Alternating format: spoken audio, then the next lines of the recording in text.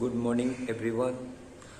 আজকে আমরা একটা জিওমেট্রি থেকে কোশ্চেন দেখব, সেটা বারবার কোশ্চেনটা রিপিট করেছি।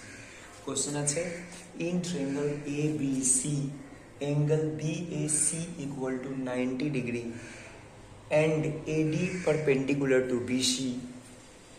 If BD equal to 3 cm and CD equal to 4 cm, then find the length of AD.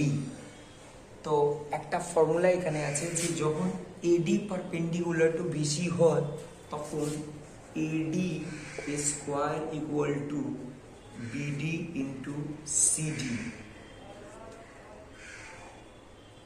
Then BD মানটা কত 3 দেওয়া আছে, সিডি মানটা 4 দেওয়া আছে, এডি আর এটা রুট আন্ডার করলাম, তাহলে রুট আন্ডার 12 বলতে গেলে কত 2√3 হয়ে যাবে।